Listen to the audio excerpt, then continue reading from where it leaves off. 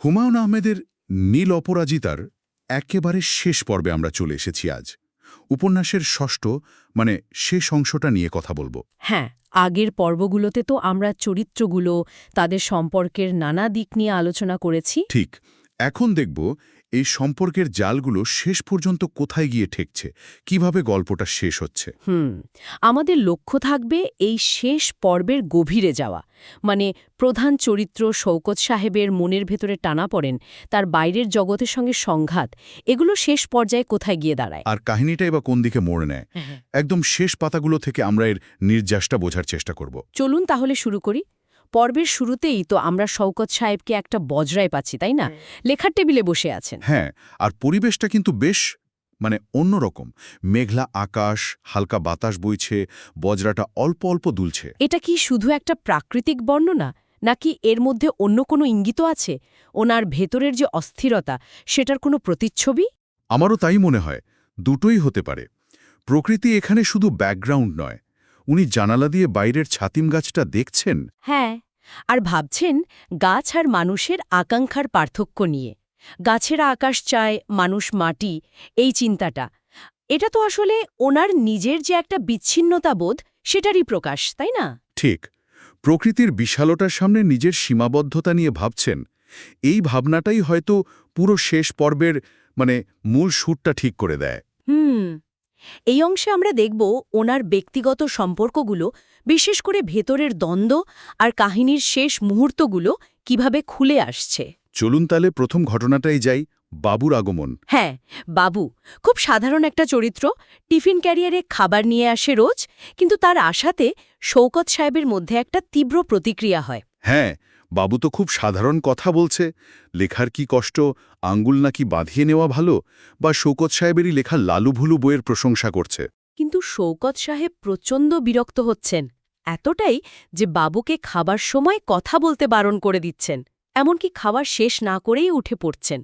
এই বিরক্তিটা একটু যেন বেশি মনে হয়, তাই না? স্বাভাবিকতার প্রতি এমন অসহিষ্ণুতা। এটা কিন্তু শৌকত সাহেবের চরিত্রের একটা দিক। হয়তো ওনার বুদ্ধিবৃত্তির একটা অহংকার আছে, বা জগৎ থেকে নিজেকে একটু আলাদা করে রাখার চেষ্টা। সাধারণ মানুষের সহজ সরল কথাগুলোও যেন উনি নিতে পারছেন না। আচ্ছা, তবে এরপরই তো বাবু ওনাকে পুষ্পাকে একবার আসতে বলতে বলেন। হ্যাঁ, আর তারপরে ঘটনার মোড়টা ঘোরে। বাবু ওনাকে ওনার মেয়ে স্বাতীর লেখা একটা চিঠি দেয়। ঠিক, একদিকে বাবুর মতো বাইরের লোকের প্রতি তীব্র বিরক্তি, অন্যদিকে মেয়ের একেবারে সাধারণ ভাষায় লেখা চিঠি। দাঁত পড়েছে, মা রেগে আছে, বাবার জন্য অপেক্ষা করছে, পৃথিবী বানানটা ঠিক লিখল কিনা সেই নিয়ে চিন্তা। আর এই সাধারণ চিঠিটাই ওনার চোখে জল এনে দেয়। এই যে বৈপরীত্যটা, এটা কি বলছে? এখানেই তো মূল ব্যাপারটা। এই বৈপরীত্যটা শৌকত সাহেবের ভেতরে জটিলতাটাকে স্পষ্ট করে। উনি একই সঙ্গে খুব বুদ্ধিদীপ্ত, আবার আবেগ দিয়েও ভীষণভাবে চালিত। বাইরের জগতের অগভীর কথাবার্তা ওনাকে বিরক্ত করে, কিন্তু পরিবারের টান, মেয়ের সরল কথা, সেগুলো ওনাকে ভীষণভাবে নাড়া দেয়। মনে হয় যেন উনি বাইরের পৃথিবীর কোলাহল থেকে পালিয়ে নিজের একটা জগৎ তৈরি করেছেন, কিন্তু রক্তের টান বা গভীর অনুভূতিগুলোকে তো অস্বীকার করতে পারছেন না। আর এই আবেগ থেকেই হয়তো উনি মেয়ের চিঠির উত্তরে লিখতে বসেন, কিন্তু অদ্ভুতভাবে লেখেন স্ত্রী রেণুকে। হ্যাঁ, চিঠিটা শুরু করেন রেণুকে উদ্দেশ্য করে, যদিও সেটা আর শেষ পর্যন্ত পাঠানো হয় না। এবং এই না পাঠানো চিঠিটা খুব গুরুত্বপূর্ণ। এখানে উনি অতীত আর বর্তমানের সম্পর্ক নিয়ে ভাবছেন সেই সময়ের কথা, যখন খ্যাতি বা অর্থ কিছুই ছিল না, ছিল শুধু কলম আর রেণু। কোনটা বেশি প্রিয় ছিল, এই প্রশ্নও করছেন নিজেকে। আর এখানেই তো ওনার সেই বিখ্যাত ভালোবাসার তত্ত্ব বা নকশার থড়িটা নিয়ে আসেন। হ্যাঁ, তত্ত্বটা বেশ ইন্টারেস্টিং, আবার একটু জটিলও। এর মূল কথাটা কি ছিল? সহজ করে বললে, ওনার তত্ত্ব অনুযায়ী প্রকৃতি নাকি একটা নিখুঁত জটিল নকশা তৈরি করে, তারপর সেটাকে দুভাগ করে একজন পুরুষ আর একজন নারীকে দেয়। আর তারপর দুজনেই সারা জীবন ধরে সেই হারানো অর্ধেকটা খুঁজে বেড়ায়। প্রেম হয়, কিন্তু বেশিরভাগ সময়ই সেই নকশা মেলে না, তখন আসে হতাশা। প্রকৃতি নাকি চায়ও না যে মূল নকশাটা সহজে মিলে যাক, কারণ মানুষ সেই পরম সৌন্দর্যের মুখোমুখি হওয়ার জন্য তৈরি নয়। আচ্ছা, আর উনি ভাবতেন রেণুর কাছেই ওনার সেই নকশার বাকি অর্ধেকটা আছে। হ্যাঁ, কিন্তু চিঠিটা লিখতে লিখতেই ওনার মনে হয় উনি আসলে মিথ্যে লিখছেন, রেণুর কাছে সেটা নেই। এই তত্ত্ব আর তারপর এই আত্মসংশয় এগুলো আসলে কিসের ইঙ্গিত? আমার মনে হয় এই তত্ত্বটা আসলে শৌকত সাহেবের নিজেরই জীবনের যে অপূর্ণতা, সংযোগ খুঁজে পাওয়ার যে আকুল চেষ্টা আর একই সাথে ব্যর্থতা, সেটারই একটা ইন্টেলেকচুয়াল ব্যাখ্যা দেওয়ার চেষ্টা। মানে একরকম আত্মপ্রবঞ্চনাও কি? হ্যাঁ, কিছুটা তো বটেই। উনি সম্পর্কের একটা আদর্শ রূপ খুঁজছেন, কিন্তু বাস্তবতার মুখোমুখি হতে হয়তো ভয় পাচ্ছেন। তত্ত্বটা বানিয়ে উনি নিজের ব্যর্থতাকে একটা দার্শনিক রূপ দিতে চাইছেন। আর রেনুর প্রতি ওনার অনুভূতিটাও এখানে বেশ জটিল মনে হয়। অতীতের স্মৃতি আছে, আবার বর্তমানের একটা দূরত্বও আছে। ঠিক, এই ভেতরের টানাপোড়েনটা চরমে পৌঁছায় বাবুর সাথে ওনার পরের সংঘাতে। বাবু যখন একটা শেয়ালের বাচ্চা ধরে আনে, হ্যাঁ, আর জিজ্ঞাসা করে যে এটাকে ট্রেনিং দেওয়া যাবে কিনা। শওকত সাহেব এবার যেন পুরোপুরি নিয়ন্ত্রণ হারিয়ে ফেলেন।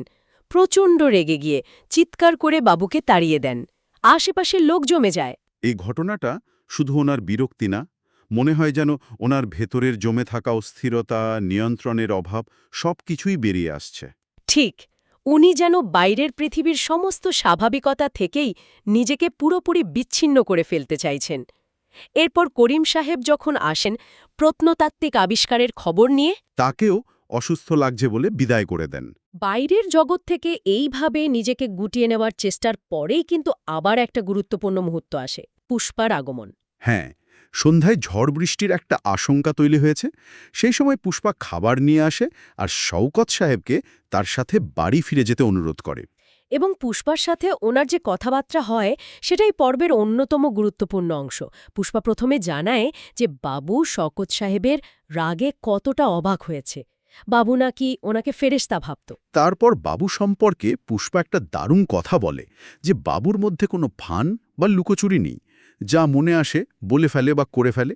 আর এরপরই সে সরাসরি শওকত সাহেবকে চ্যালেঞ্জ করে বসে। হ্যাঁ, বলে যে শওকত সাহেবের সাহস নেই যা ইচ্ছে তা করার। যেমন তার মানে পুষ্পার হাত ধরার ইচ্ছে থাকলেও উনি ধরতে পারবেন না।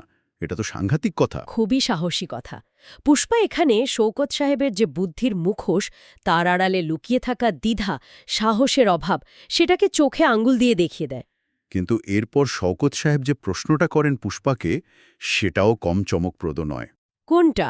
উনি পুষ্পাকে জিজ্ঞাসা করেন যে সে কি বাবুকে ইচ্ছে করেই ওনার কাছে এনেছিল, এক ধরনের খেলা খেলার জন্য, কারণ উনি শওকত সাহেব পুষ্পাকে অবহেলা করছিলেন বলে। হো, হ্যাঁ। এটা কি শওকত সাহেবের শুধু সন্দেহ, নাকি উনি পুষ্পার উদ্দেশ্যটা ধরে ফেলেছেন? মনে হয় দুটোই।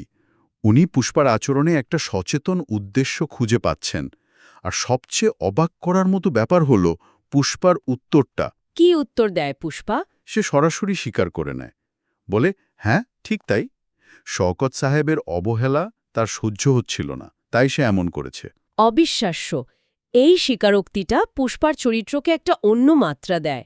সে শুধু রহস্যময়ী নয়, সে খুব দৃঢ়, স্পষ্ট বক্তা আর নিজের প্রয়োজন বা অনুভূতির জন্য লড়তে জানে। এই কথোপকথন থেকে আমরা মূল কি নির্যাস পেতে পারি? এখানে মূল নির্যাসটা হল মুখোশ খুলে ফেলার। পুষ্পা শুধু নিজের উদ্দেশ্যই স্বীকার করছে না, সে একরকমভাবে শওকত সাহেবকেও তার নিজের ভণ্ডামি, তার সাহসের অভাব, তার বুদ্ধিজীবীর আড়াল, এগুলোর মুখোমুখি দাঁড় করিয়ে দিচ্ছে। পুষ্পা যেন একটা ক্যাটালিস্টের মতো কাজ করছে, শওকত সাহেবের ভেতরের জগৎটাকে ভীষণভাবে নাড়া দিয়ে যাচ্ছে। হ্যাঁ, সে দেখিয়ে দিচ্ছে শওকত সাহেবের তত্ত্ব আর বাস্তবের মধ্যে কত বড় একটা ফাঁক রয়ে গেছে।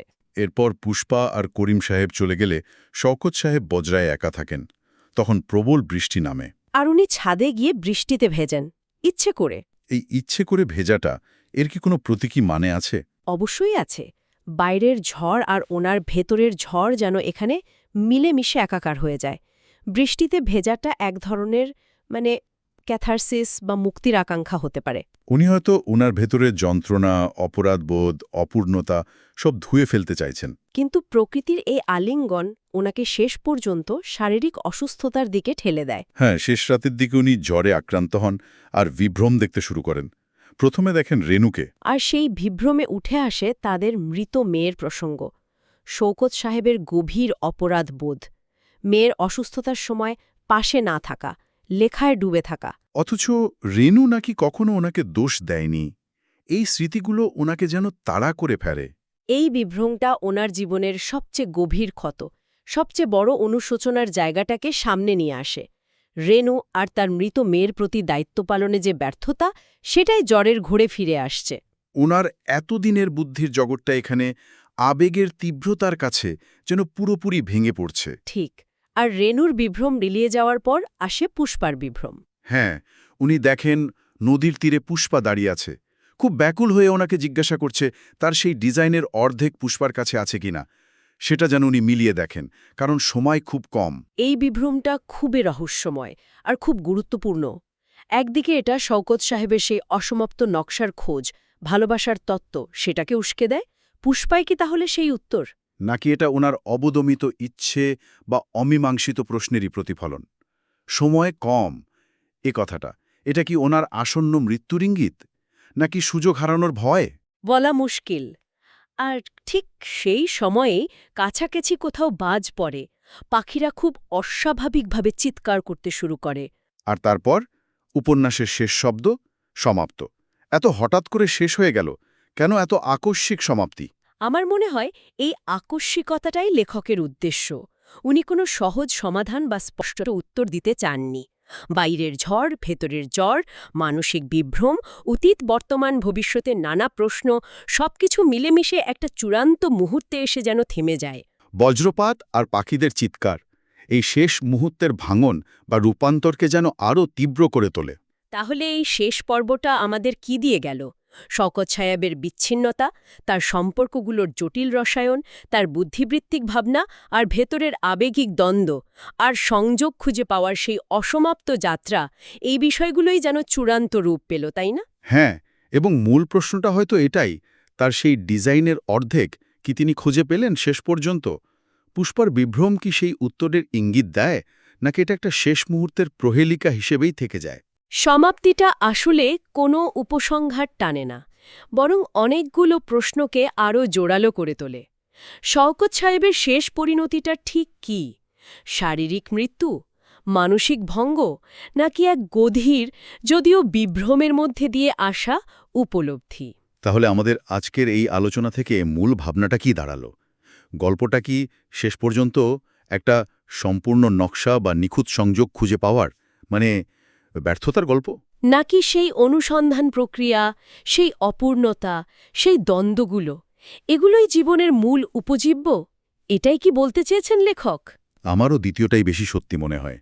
হুমায়ুন আহমেদ হয়তো এটাই দেখাতে চেয়েছেন যে জীবনের মানে সবসময় কোনো নিখুঁত উত্তরে পৌঁছানোর নয়, বরং প্রশ্নগুলোকে নিয়ে বেঁচে থাকা, দ্বন্দ্বগুলোকে নিজের মধ্যে ধারণ করা। ঠিক। শওকত সাহেবের চরিত্রটা সেই জটিল মানবীয় অভিজ্ঞতারই একটা প্রতিচ্ছবি, যেখানে বুদ্ধি আর আবেগ, সংযোগ আর বিচ্ছিন্নতা, আকাঙ্ক্ষা আর অপূর্ণতা সব পাশাপাশি থাকে।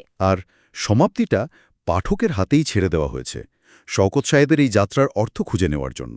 অমীমাংসিত প্রশ্ন, এটা নিঃসন্দেহে একটা খুব শক্তিশালী আর দীর্ঘস্থায়ী ছাপ রেখে যায় মনে। একেবারে।